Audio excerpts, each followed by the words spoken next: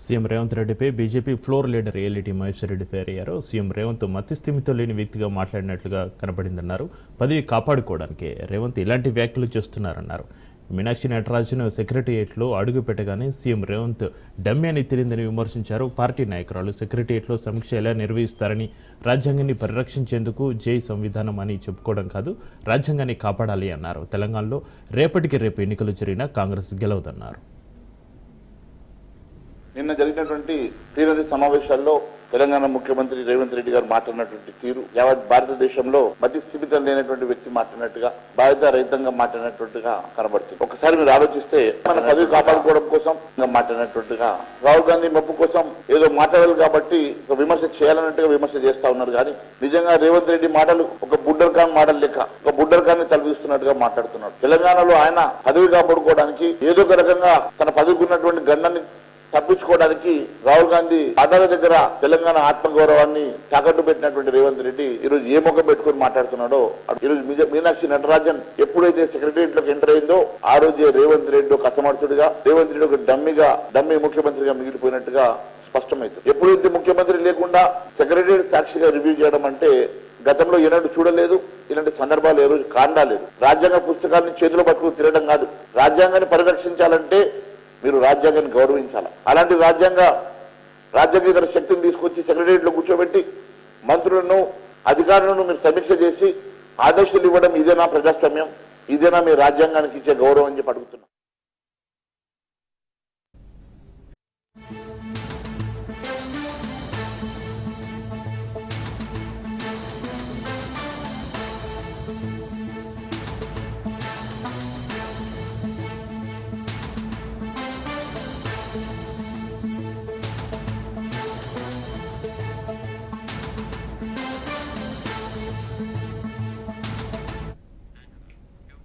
మరో breaking news చూస్తున్నాం. Mumbai bomb దాడుల కీలక సూత్రధారి నరహంతకుడు తహవూర్ రానాకు పాటియాలా కోర్టు 18 రోజుల కస్టడీకి విధించింది. రానాను 20 రోజుల కస్టడీకి ఇవ్వాలని ఎన్ఐఏ కోరగా న్యాయస్థానం 18 రోజుల కస్టడీకి అనుమతించింది. రానా ఎన్ఐఏ అదుపులో ఉండడంతో కేంద్ర కార్యాలయం దగ్గర భద్రత కట్టుదిట్టం చేశారు.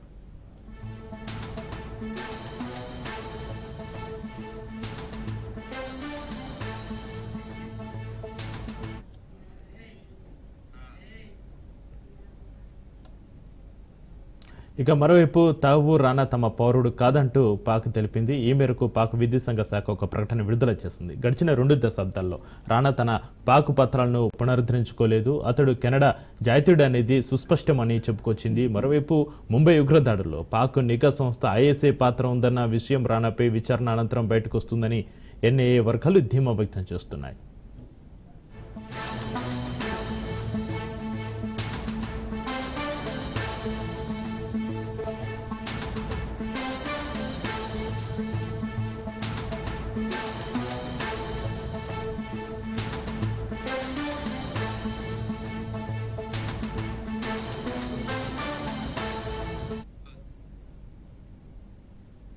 ప్రతి ఒక్కరికి ఒక బ్రాండ్ ఉంటుందని, తన బ్రాండ్ యంగ్ ఇండియా అని సీఎం రేవంత్ రెడ్డి తెలిపారు. మహాత్ముడు స్ఫూర్తితో యంగ్ ఇండియా బ్రాండ్ను తెలంగాణలో సృష్టించామన్నారు.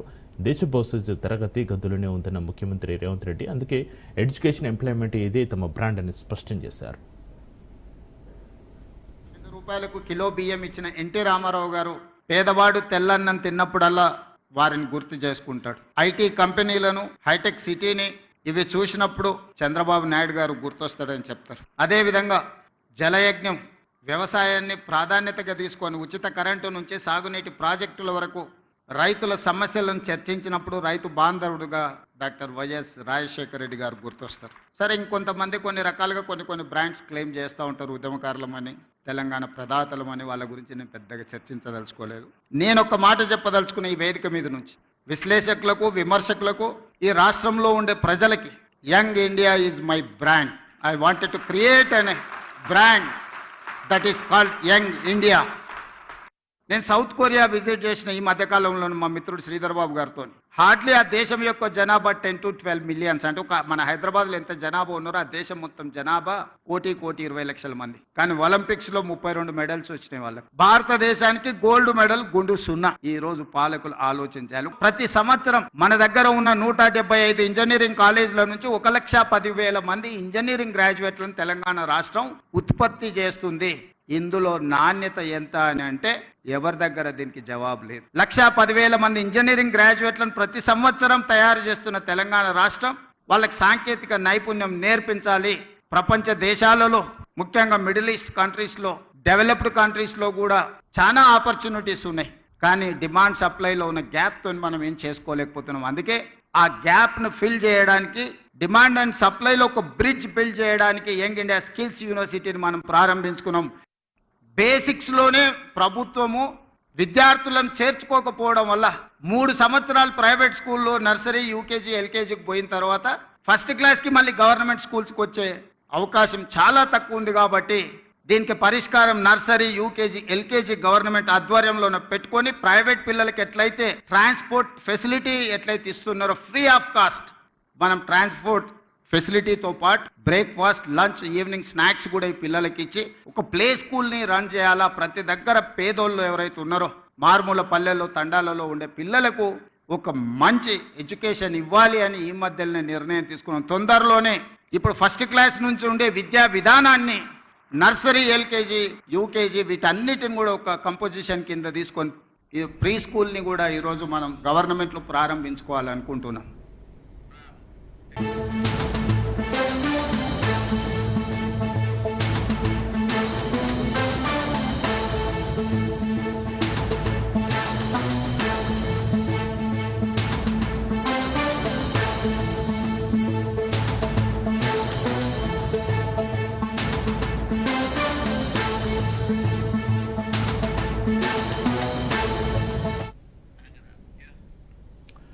రైట్. అమెరికా, చైనా మధ్య సుంకాల యుద్ధం కొనసాగుతుంది. చైనా ఉత్పత్తులపై సుంకాలను 125% పెంచినట్లుగా ఇటీవల ప్రకటించింది అమెరికా. అయితే గతంలో ఫెంటనిల్ అక్రమ రవాణాకు సంబంధించి విధించిన 20% సుంకాలకు అదనమని అమెరికా అధ్యక్ష కార్యాలయం వైట్ హౌస్ తాజాగా వెల్లడించింది. దీంతో చైనాపై సుంకాలు 145% చేరుకున్నాయని స్పష్టం చేసింది.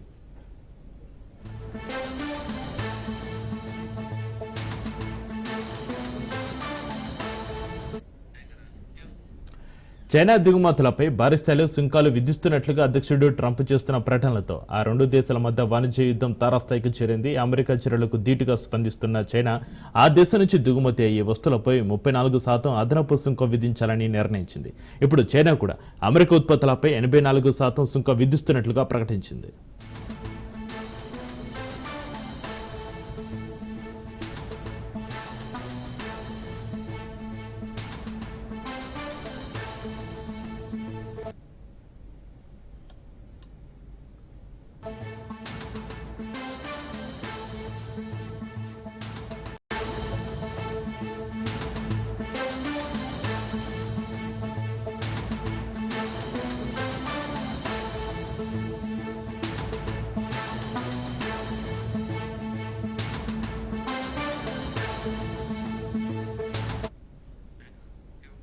విశాఖ ఎయిర్పోర్ట్కి సంబంధించి మరో బ్రేకింగ్ న్యూస్ చూస్తున్నాం. విశాఖలో విమానయానికి పూర్వవైభవం వస్తున్న తరుణంలో ఇక్కడి నుంచి కీలక సర్వీసులు నిలిచిపోనున్నాయి. విశాఖ అంతర్జాతీయ విమానాశ్రయం నుంచి విజయవాడకు 2 సర్వీసులు ఇప్పటికీ నిలిచిపోగా మేలో బ్యాంకాక్, కౌలాలంపూర్ సర్వీసులు రద్దు కానున్నాయి.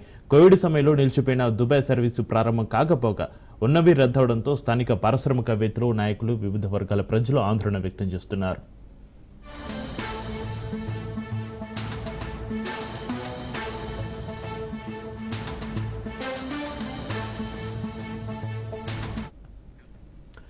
విశాఖలో విమానయానికి పూర్వవైభవం వస్తున్న తరుణంలో ఇక్కడి నుంచి కీలక సర్వీసులు నిలిచిపోనున్నాయి. విశాఖ అంతర్జాతీయ విమానాశ్రయం నుంచి విజయవాడకు 2 సర్వీసులు ఇప్పటికీ నిలిచిపోగా మేలో బ్యాంకాక్, కౌలాలంపూర్ సర్వీసులు కూడా రద్దు కానున్నాయి. కోవిడ్ సమయంలో నిలిచిపోయిన దుబాయ్ సర్వీసు ప్రారంభం కాకపోగా ఉన్నవి రద్దవడంతో స్థానిక పారిశ్రామికవేత్తలు, నాయకులు, వివిధ వర్గాల ప్రజలు ఆందోళన వ్యక్తం చేస్తున్నారు.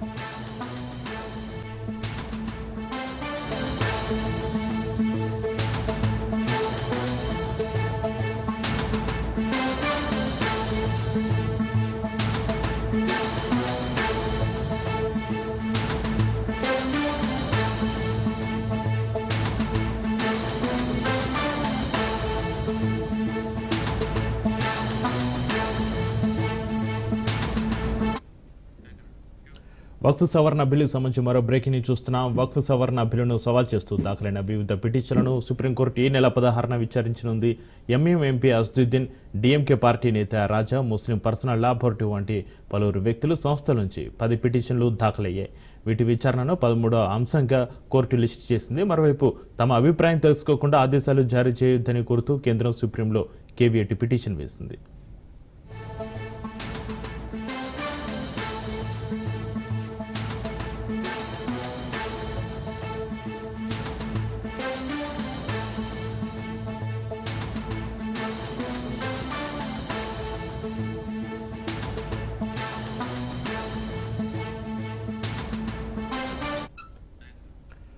వక్ఫ్ సవరణ బిల్లును సవాల్ చేస్తూ దాఖలైన వివిధ పిటిషన్లను సుప్రీంకోర్టు ఈ నెల 16న విచారించనుంది. MM MP Asaduddin, DMK party నేత రాజా, ముస్లిం పర్సనల్ లా బోర్డు వంటి పలువురు వ్యక్తులు, సంస్థల నుంచి 10 పిటిషన్లు దాఖలయ్యాయి.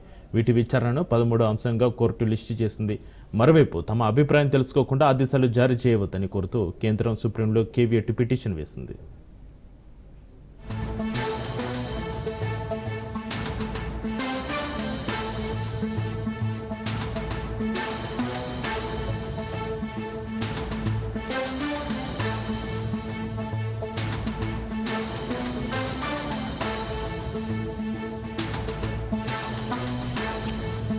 మాజీ సీఎం జగన్ భద్రతపై ప్రజలు ఆందోళన కొనసాగుతుందన్నారు ఎమ్మెల్సీ బొత్స సత్యనారాయణ. రాష్ట్రంలో జగన్ ఎక్కడికి వెళ్లినా అడ్డంకులు సృష్టిస్తున్నారని ఆయన మండిపడ్డారు.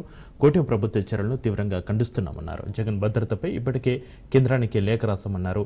భద్రత విషయంలో కేంద్ర హోంమంత్రి అమిత్ షాను కలుస్తామన్నారు బొత్స సత్యనారాయణ.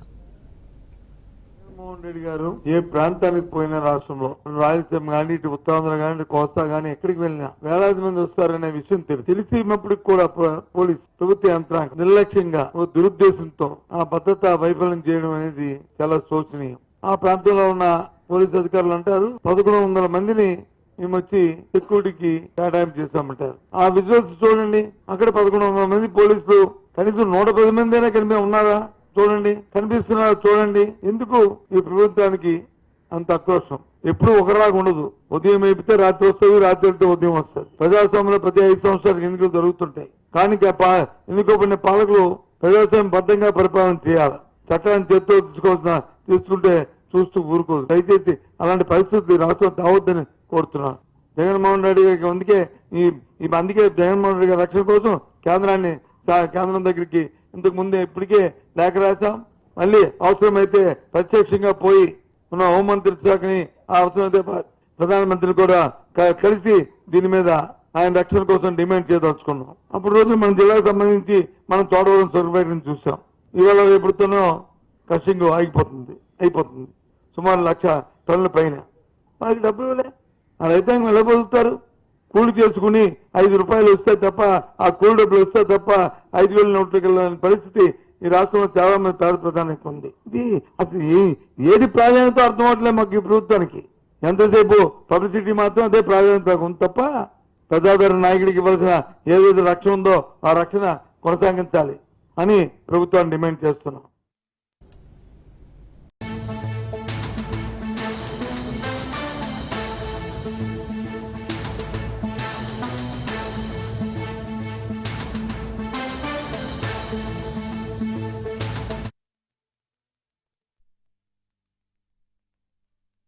జిల్లా నూజివీడులో సీఎం చంద్రబాబు పర్యటించనున్నారు. వడ్లమానులో ప్రజావేదికలో సీఎం పాల్గొనున్నారు. సీఎం పర్యటన సందర్భంగా ట్రాఫిక్ ఆంక్షలు పెట్టారు. విజయవాడ, నూజివీడు, గన్నవరం, నూజివీడు వెళ్లే వాహనాలపై ఉదయం 6 గంటల నుంచి సాయంత్రం 5 గంటల వరకు ట్రాఫిక్ ఆంక్షలు ఉండనున్నాయి.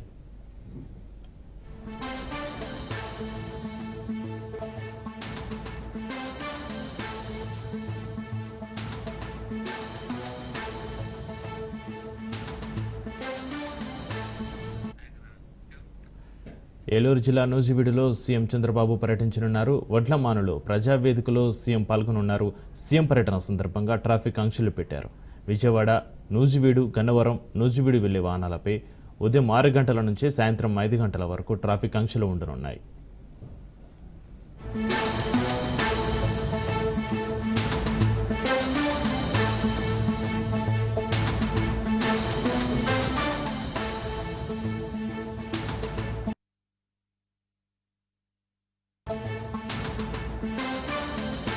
గచ్చిబౌలి భూముల విషయంలో నియమ నిబంధనలను ప్రభుత్వం ఉల్లంఘించిందని మాజీ మంత్రి హరీష్ రావు మండిపడ్డారు. అన్ని ఆధారాలతో క్షేత్రస్థాయి వాస్తవ పరిస్థితులతో సుప్రీంకోర్టు పరిధిలోని సెంట్రల్ ఎంపవర్డ్ కమిటీని కలిసామన్నారు.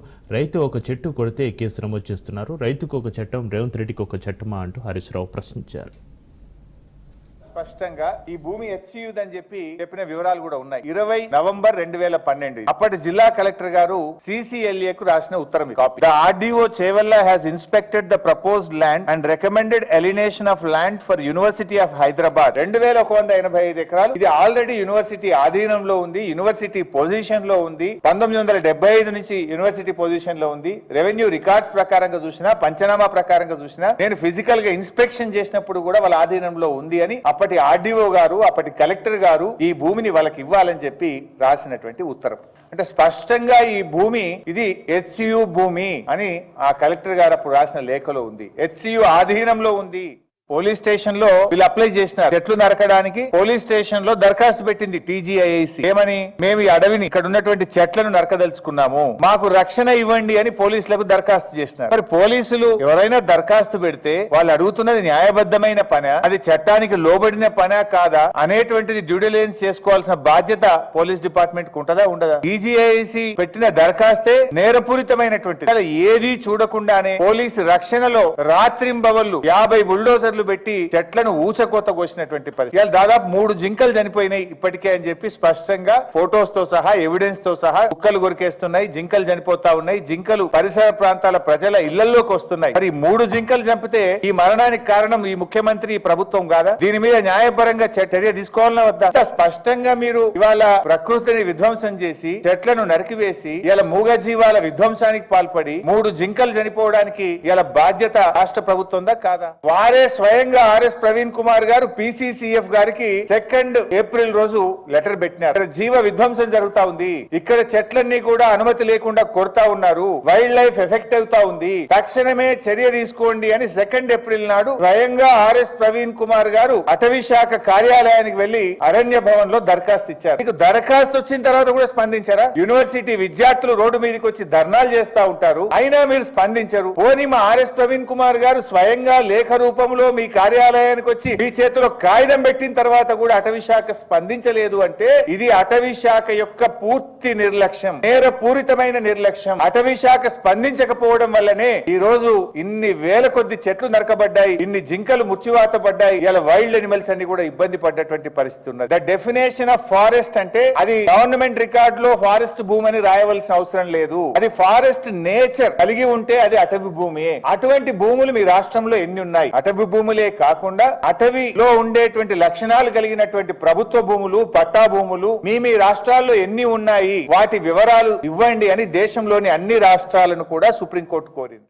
బ్రోకరేజ్ ఫీజు ఇచ్చిన ఘనత రేవంత్ రెడ్డికి దక్కుతుంది. ఈ రాష్ట్ర చరిత్రలో 169 కోట్లు బ్రోకరేజ్ ఫీజు ఇచ్చి, అప్పుకు బ్రోకరేజ్ ఫీ మా మీదనేమో బురద చల్లిండ్రు, వీళ్ళు ఎక్కువ మిత్తికి అప్పు తెచ్చిండ్రు. బ్రోకర్ ను పెట్టుకొని బ్రోకర్ల ద్వారా ఇలా బ్రోకరేజ్ ఫీజు పెట్టి తెచ్చిండు. 169 కోట్లు తెచ్చిన 10,000 కోట్లకు TGIC ద్వారా వచ్చిన 10,000 కోట్లలో 169 కోట్లు బ్రోకరేజ్ ఫీజు కట్టింది. ఇప్పుడు ఇదే బ్రోకర్ కు ఇంకో 20,000 కోట్ల అప్పు దేమ్మని HMDA ద్వారా వీళ్ళకి బాధ్యత అప్పచెప్పింది ఆల్రెడీ. ఇంకా ఏ భూములు కుదబెట్టాలని బ్రోకర్ HMDA మాట్లాడుకుంటున్నారు. ఆ బ్రోకర్ కు నచ్చిన భూములు, బ్రోకర్ కు ఆయనకు సూటబుల్ అనుకున్న భూములను కుదబెడతాం, అవి టాక్స్ ఇస్ ఆన్ మాట్లాడుకుంటున్నారు ఇద్దరు. నిర్ణయం అయిన తర్వాత భూములు కుదబెడతాం, ఆ బ్రోకర్ కు ఫీజు ఇస్తాం, ఇంక 20,000 కోట్లు HMDAకి అప్పు తెస్తామన్నారు. మొత్తం ఒక 50,000 కోట్లు ఈ బ్రోకర్ ని అడ్డం పెట్టుకొని ఈయన బాంబేకి చెందిన ప్రముఖ చార్టెడ్ అకౌంటెంట్ బోరా గారు ఆ బ్రోకర్ సంబంధించిన కంపెనీ పెట్టుకొని 1,000 కోట్ల రూపాయల అప్పులు తెచ్చి 100 కోట్ల రూపాయల బ్రోకర్ ఫీజు చెల్లించే ఒక కుట్ర. ఏపీకున్న అప్పులపై చంద్రబాబు అబద్ధాలు చెబుతున్నాడని విమర్శలు చేశారు మాజీ సీఎం జగన్. రాష్ట్రంలో రెడ్ బుక్ పాలన కొనసాగుతుందని, అవినీతి విచ్చలవిడిగా కొనసాగుతుందని అన్నారు. వ్యవస్థలని పూర్తిగా నాశనం అయిపోయాయన్న జగన్ వచ్చే ఎన్నికల్లో జగన్ 2.0 అంటే ఏంటో చూపిస్తామని హెచ్చరించారు. గారు మనకు తెలియకుండా ప్రతి ఇంటికి తాను మోసం చేశాడు, ప్రతి ఇంటికి తన మనుషులను పంపించాడు, ప్రతి ఇంటికి వాళ్ళ ఎమ్మెల్యేలందరూ కూడా తిరిగారు, ప్రతి ఇంటికి వాళ్ళ కార్యకర్తలు వెళ్ళారు, ప్రతి ఇంట్లోనూ కూడా కరపత్రాలు పంచారు, ప్రతి ఇంట్లోనూ కూడా ఇదిగో అమ్మా చంద్రబాబు నాయుడు గారు బాండు పంపించినారు, ఆ బాండు పత్రాలు ఇదిగో అమ్మా అని చెప్పి కూడా బాండు పత్రాలు కూడా ఇచ్చినారు. ఇంట్లో ఎవరు కనపడిన మోసం చెయ్యని సెక్షన్ అనేది లేకుండా ప్రతి ఒక్కరికి కూడా చెప్పుకొచ్చారు. రెడ్ బుక్ రాజ్యాంగంలో ఎలా జరుగుతూ ఉన్నాయన్నది కూడా మీ అందరికీ కూడా తెలుసు. చంద్రబాబు నాయుడు గారు అనే వ్యక్తి ముఖ్యమంత్రిగా ఉన్నాడు. మామూలుగా ముఖ్యమంత్రిగా ఉన్న వ్యక్తికి ఒక హుందాతనం ఉంటుంది. ఈ మనిషికి ఆ హుందాతనం లేదు. ఈ మనిషికి ఏదైనా కూడా తాను ముఖ్యమంత్రి కాబట్టి ఏ పదవైనా తనకే కావాలి, తనకు సంఖ్యాబలం లేకపోయినా తనకే కావాలి అన్న అహంకారంతో ఈ రోజు చంద్రబాబు నాయుడు రెడ్ బుక్ పాలన సాగిస్తా ఉన్నాడు. 57 చోట్ల జరిగితే 7 చోట్ల ఎన్నికను వాయిదా వేశారు. ఎందుకనంటే అక్కడ చంద్రబాబు నాయుడుకు గెలిచే వాతావరణం కనిపించక ఆ 7 చోట్ల ఎన్నికలు వాయిదా చేశారు. మరో 50 చోట్ల ఎన్నిక పెట్టని పరిస్థితి, ఖచ్చితంగా పెట్టాల్సిన పరిస్థితిలో ఎన్నికలు జరపాల్సి వచ్చింది. ఆ వచ్చిన చోట్ల కూడా 50 చోట్లలో 39 చోట్ల వైఎస్ఆర్సీపీ క్యాడర్ తెగింపుతో గట్టిగా నిలబడింది. నిజంగా ఆ తెగింపు వైఎస్ఆర్సీపీ క్యాడర్ చూపించింది కాబట్టి చంద్రబాబు నాయుడు గారు ఏమీ చేయలేకపోయాడు. పూర్వపు రోజుల్లో మనం అంతా బీహార్ గురించి మాట్లాడేవాళ్ళం. బీహార్లో ఎలా ఉండేటివి, బీహార్లో అలా ఉండేటివి అని. ఈరోజు బీహార్ గురించి మాట్లాడాల్సిన పనుల ఆంధ్ర రాష్ట్రం ఎలా ఉంది అని చెప్పి చూస్తే బీహార్ను మించిపోయిన పరిస్థితిలో ఆంధ్ర రాష్ట్రం కనిపిస్తూ ఉంది. ఈ రోజు ఆంధ్ర రాష్ట్ర పరిస్థితి, ఇలాంటి పరిస్థితుల మధ్య మనం యుద్ధం చేస్తా ఉన్నాం. మీ అందరికీ నేను ఒకటే చెప్తా ఉన్నాను, కష్టాలు శాశ్వతం కాదు. చీకటి వచ్చిన తర్వాత ఖచ్చితంగా వెలుతురు వస్తుంది. ఇది ప్రతి ఒక్కరం గుర్తుపెట్టుకోండి. చూస్తూ కన్ను మూసుకుంటే 3 ఏళ్ళు కూడా అయిపోతుంది. ఈ 3 ఏళ్ళు మాత్రం గట్టిగా తోడుగా నిలబడండి, నాకు తోడుగా నిలబడండి, ప్రజలకు తోడుగా నిలబడండి. ఆ తర్వాత మళ్ళీ వైఎస్ఆర్ కాంగ్రెస్ పార్టీ మళ్ళీ అధికారంలోకి ఖచ్చితంగా వస్తుంది. ఈసారి జగన్ 2 పాలన ఖచ్చితంగా జరుగుతుందని మాత్రం చెప్తాను. కోసం ప్రాణాలతో చెలగాటమాడుతున్నారు కొందరు కల్తీ రాయిళ్లు. అక్రమంగా డబ్బు సంపాదించడానికి మనుషుల ప్రాణాలను సైతం లెక్క చేయడలేదు. మనుషుల వ్యసనాలను గుర్తించి కొందరు కేటిగాళ్లు ఎంతకైనా తెగిస్తున్నారు. కల్తీ కళ్ళు అంటగట్టి 70 మందిని ఆసుపత్రి పాలు చేశారు.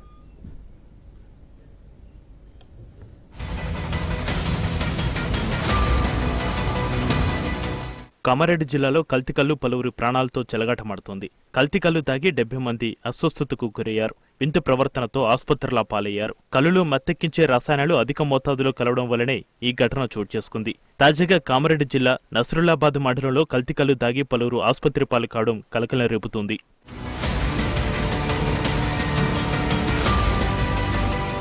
నస్రుల్లాబాద్, బిర్కూర్ మండలాల్లోని అంకోల్, దుర్కి, అంకుల్ తండా, దామరంచ గ్రామాల్లో కల్తీకల్లు తాగిన పలువురు వ్యక్తులు తీవ్ర అస్వస్థతకు గురయ్యారు. సుమారు 55 మందిని స్థానికులు బాన్సువాడ ఏరియా ఆసుపత్రికి తరలించారు. 3 ప్రైవేట్ ఆసుపత్రిలో చేర్చారు. పరిస్థితి ఆందోళనకరంగా ఉన్న మరో 10 మందిని నిజామాబాద్లోని జీజీహెచ్కు తరలించారు.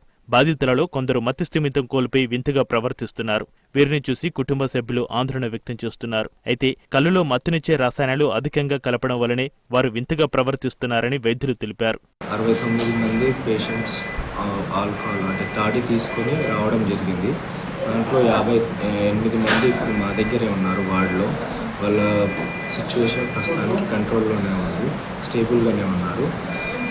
మిగతా 11 మెంబర్స్ని రిఫర్ చేయడం జరిగింది నిజామాబాద్ జనరల్ హాస్పిటల్కి. ఇప్పుడు ఇక్కడ ఉన్న వాళ్ళని అబ్జర్వేషన్లో పెట్టాము. వాళ్ళు ఏమైనా చేయగలిగినంత ఇనిషియల్ ట్రీట్మెంట్ అంతా చేసేసాము.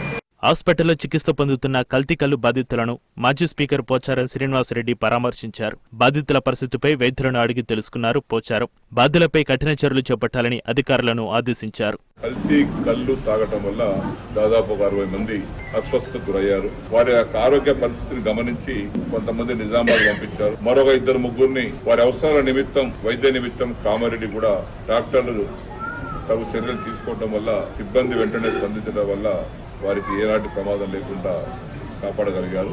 ఎక్సైజ్ డిపార్ట్మెంట్ వారికి ప్రత్యేకంగా చెప్పేది, చేతులు గాలినాక ఆకులు పట్టుకోవడం కాదు, ఇది అరికట్టాలి. ప్రాణాలతో చెలగాడమనేటువంటి పరిస్థితి వస్తుంది. అయితే జిల్లాలో కల్లు దందా జోరుగా సాగుతుంది. 22 కల్లు డిపోలు ఉండగా 160 కల్లు బట్టీలు ఉన్నాయి. కల్లు ప్రజలకు అలవాటు చేసేందుకు తయారీలో ఆల్రపజోలం, డైజిఫామ్, క్లోరోహైడ్రేట్ వంటి అధిక పదార్థాలు అధిక మోతాదులో కలుపుతున్నారు కల్తీ కేటుగాళ్లు. దీంతో చాలా మంది ఈ కల్తీ కల్లుకు బానిసై మతి భ్రమించినట్లుగా ప్రవర్తిస్తున్నారని వైద్యులు చెబుతున్నారు. రెగ్యులర్ గా కౌన్సిలింగ్ తీసుకుంటే కల్లుకు బానిసలుగా కాకుండా చేయవచ్చని వైద్యులు చెబుతున్నారు. స్టేబుల్గానే ఉన్నారు. టోటల్ 40 మెంబర్స్ని నిజామాబాద్ పంపించడం జరిగింది. అందులో ఒక ప్రైవేట్ హాస్పిటల్లో చికిత్స పొందుతున్న వారు కూడా బాగానే ఉన్నారు. అలాగే 30 మెంబర్స్ గవర్నమెంట్ హాస్పిటల్లో ఉన్నారు, వారు కూడా స్టేబుల్గానే ఉన్నారు. తర్వాత ఒక 10 మెంబర్స్ని కామారెడ్డి హాస్పిటల్ పంపించడం జరిగింది. 10 మెంబర్స్ కూడా స్టేబుల్గానే ఉన్నారు. Further updates Kamareddy Nizamabad. ఇక్కడ మిగతా పేషెంట్స్ ఎవరైతే అడ్మిట్ అయి ఉన్నారో వాళ్ళలో కూడా అరౌండ్ 70% డూయింగ్ వెల్. వాళ్ళు ఫుడ్డింగ్ టెస్ట్ తీసుకుంటున్నారు, వాక్ చేయడం, సింటమ్స్ అన్ని కూడా తగ్గినట్టుగా చెప్పారు. 70 to 80% we want to get discharged. మరోవైపు నిబంధనలకు విరుద్ధంగా కల్లుబట్టిలో నిర్వహిస్తున్న ఎక్సైజ్ అధికారులు అటువైపు కన్నెత్తి చూడకపోవడంపై తీవ్ర విమర్శలు వ్యక్తమవుతున్నాయి. నెల నెల ఎక్సైజ్ అధికారులకు మామూలు ముట్టడంతో చూసి చూడనట్లుగా వ్యవహరిస్తున్నట్లుగా ఆరోపణలు వినిపిస్తున్నాయి. ఎవరైనా ఫిర్యాదు చేస్తే నామమాత్రంగా కేసులు చేసి చేతులు దులుపుకుంటున్నారనే టాక్ వినిపిస్తుంది.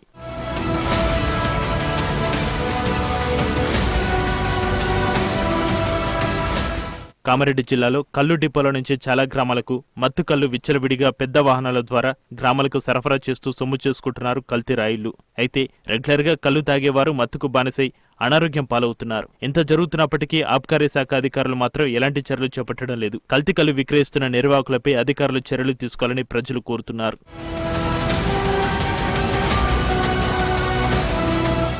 ప్రభుత్వ నిబంధనల ప్రకారం కల్లు తయారు చేసిన ప్రాంతం నుంచి ఇతర గ్రామాలకు కల్లును సరఫరా చేయవద్దు. కానీ ఆబ్కారీ శాఖ అధికారులతో కల్లు డిపోల యజమానులు కుమ్మక్కై ఇతర గ్రామాలకు వాహనాల ద్వారా మత్తు కల్లును సరఫరా చేస్తున్నారు. కల్లుకు బనిసైన పేద ప్రజలు అప్పులు చేసి అఘాయిత్యాలకు పాల్పడి కటకటాల్లోకి వెళ్తున్నారు. దీంతో పేద కుటుంబాలు వారి పిల్లలు రోడ్డున పడుతున్నారు.